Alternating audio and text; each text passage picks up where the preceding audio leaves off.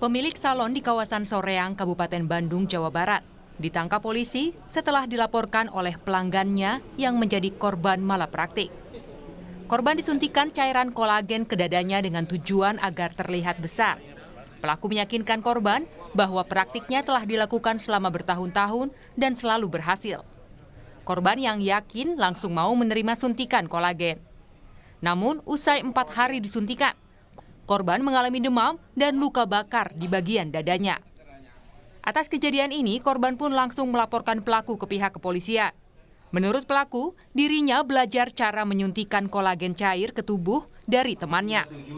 Pelaku juga menyebut dalam 1 bulan, rata-rata ia bisa mendapatkan pelanggan mencapai 4 orang. Dengan rata-rata pendapatan 1 hingga 2 juta rupiah.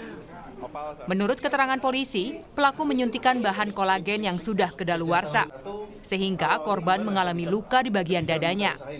Bahkan pelaku sudah melakukan kegiatan tanpa izin ini sejak 2001 silam, atau sekitar 22 tahun.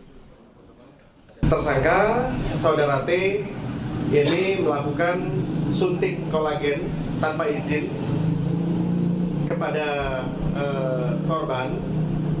Kemudian selang 4 hari, korban mengalami panas, demam, kemudian merasa terbakar di bagian dadanya, sehingga menginformasikan, melaporkan kepada kepolisian, ke Polresta Bandung. Perbuatan yang bersangkutan mengakibatkan ada korban yang meninggal dunia, dan yang melaporkan ini kondisinya dalam kondisi payudaranya, dadanya bernanah, ya, busuk karena kolagen yang diberikan oleh tersangka. Setelah dilakukan penyelidikan, ternyata kolagennya daluarsa sejak tahun 2021. Kondisi korban kini masih dirawat di rumah sakit karena mengalami luka berat. Dari keterangan polisi, selain korban yang mengalami luka bakar, ada 1 korban lainnya yang telah meninggal dunia dan diduga karena malapraktik yang dilakukan oleh pelaku. Namun polisi masih akan melakukan penyelidikan dan meminta keterangan dari pihak keluarga korban.